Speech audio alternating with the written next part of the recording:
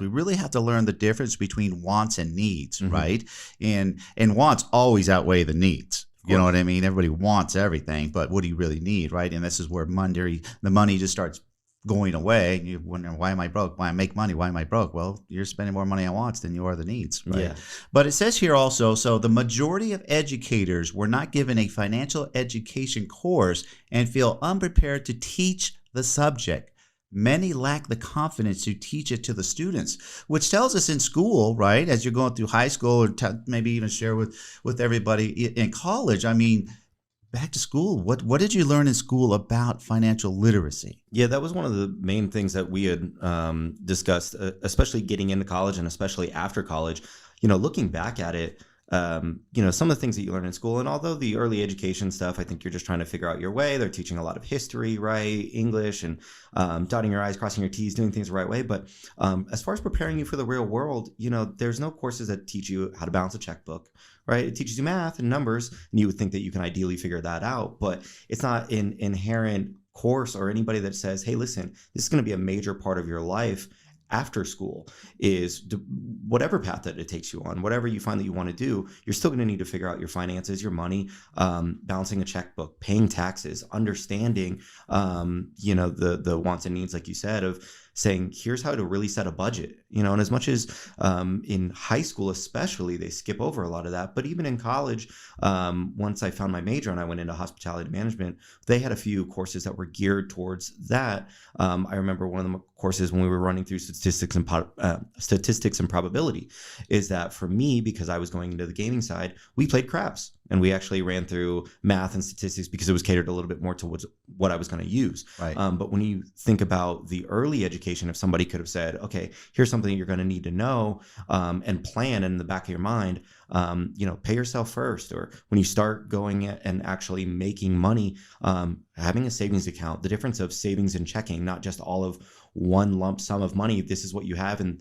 this is what comes in. This is where it goes out to paying bills, right? Everybody wants to have fun and spend their money and go out and party at that young age, but they don't necessarily think of, okay, I need to have the what if. And a lot of people don't start planning for that until it's kind of too late, or they're already behind the 8 ball a little bit. I think that really brings us into this third one here that makes a lot of sense what you just described. So it goes on to say, the majority of college students say they pick up most of their personal financial education from their parents, but less than half of students said their parents make a consistent, conscientious effort to teach them.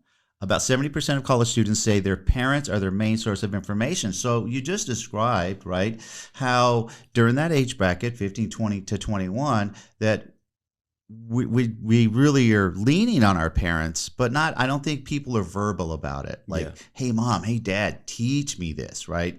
Because, I always say parents can't teach what parents don't know, right? And so if we're expecting our parents to teach us, but in fact, they're not doing it, they can't. And again, I believe I just had experiences for years now of sitting one-on-one with people and talking their finances and whatnot. And I find that there's so many, and across the whole country, remember I used to travel doing this, and I found that so many people out there, good, hardworking people, nice people, good people, but without financial literacy and in their ages of 40s, 50s, 60s, couldn't come up with a $20,000 program that we were trying to put out there, right? Just don't have it. I'm like, well, both of you guys are working. You make, on paper here, you're showing me you're making, mid six figures above. So you guys are doing good. So what I found out was, so these people, what most people do, because they don't learn, whether it be between 15 and 21 or 30 to 50, it really doesn't matter. There's no age to learn this. You should learn it at some point in time, right?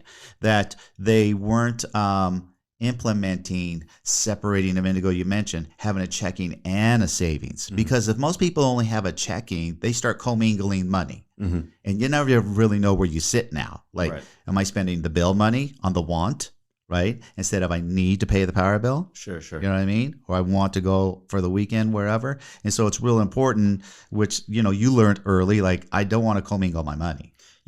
And honestly, I think going back to the parents, I mean, a lot of people, if your parents aren't necessarily as, fluent with it, and they don't necessarily know, a lot of kids at that age, they just want to hang out with their friends, right? And they don't necessarily approach their parents and, like you said, ask. But at the same time, even if their parents are giving the information, they're probably not retaining it. You know, a lot of times they just want to do what their friends are doing. And, oh, you can afford that? Oh, I can afford that? Okay, well, let's just go and do it. And they're not necessarily thinking long term. I think that that's just a part of an inherent human just of adolescent growing up. I mean, you're going to make those mistakes, but I think if you can have at least the conversation and have it in the back of the mind somewhere, then that starts to kind of flip that switch, right? And just have that trigger that just says, do I really need to do this? I can do it, but do I need to? I remember I was thinking about this, or, oh, somebody mentioned this.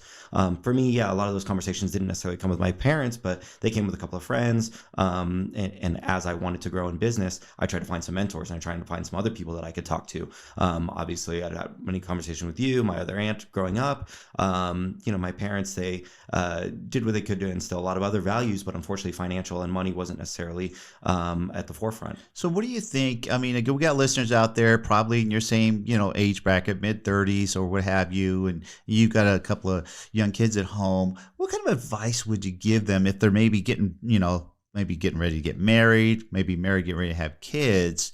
What can you do to advice to give them, because you guys are close in range, that would help them get to where they want to be? Or, well, I mean, again, I feel that you're sitting pretty, for your age, you're right on target. I mean, I'm not worried about you having probably a really awesome retirement. Yeah, I mean, first and foremost, the best advice that I can give is you're never ready.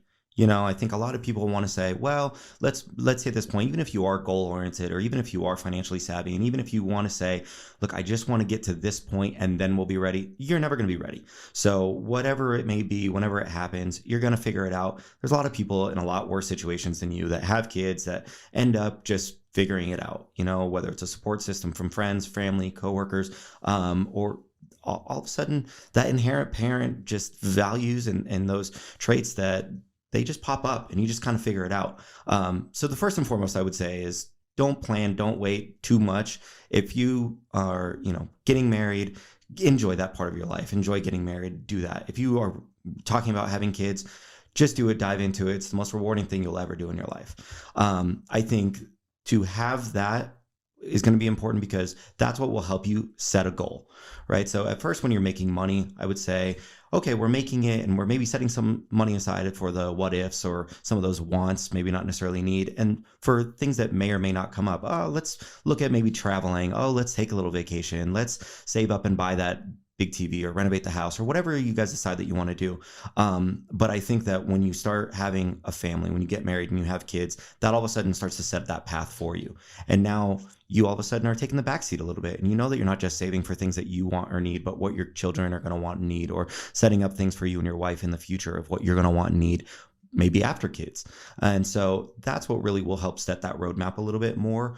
I think that everybody's situation is a little bit different as far as what they can do to set aside or what they want to work towards or whatever whatever their goal is in life. But I think that whatever it is, that will start to pave that road a little bit for you. I think that's where you'll really start to see, and it'll take you in a direction and say, okay, this is what I want to do.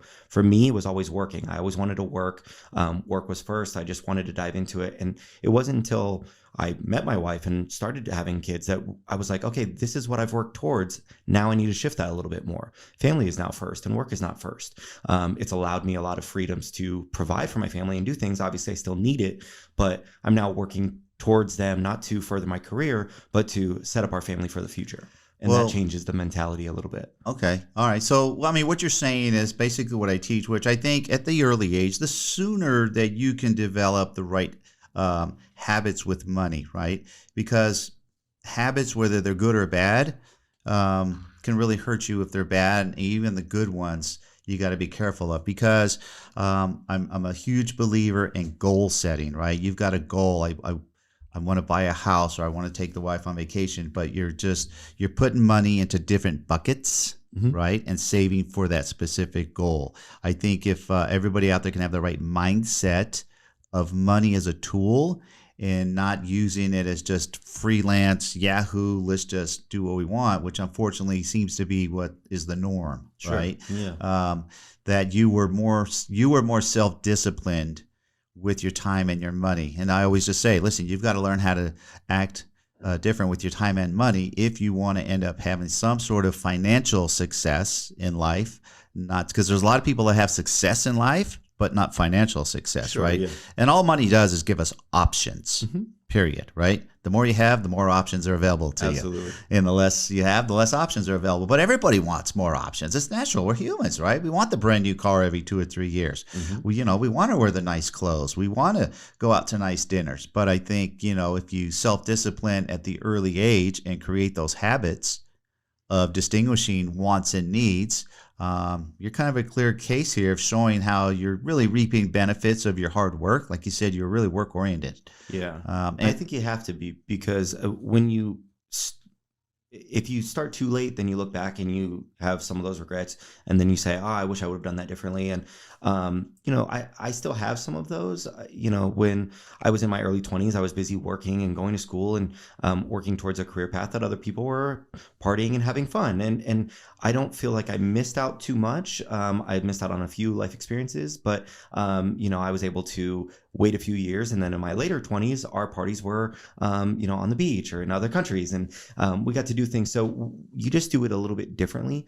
I don't think that there's necessarily a right or wrong way. I think that there's early and late of when you figure it out, right? So it's not right and wrong. It's just if you can get there a little bit sooner and you just do it a little bit tighter, maybe, or like you said, a little bit more disciplined, then later on it'll open up those doors that when you look back, it's not going to be a regret. You're going to maybe compare and just be like, I missed out on that, but because of it, I was able to do this. And you'll get a little bit more of that sense of fulfillment. so if you like this clip and you want to watch another one, click right here.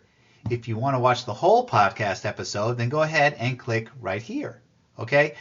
Do me a favor. If you haven't subscribed already, please subscribe. And if you want to hit the notification bell, you'll get notified every time we release a new video out for you, whether it's the clip or the whole podcast. So hope you get a lot of value, and I'll see you guys on the next one.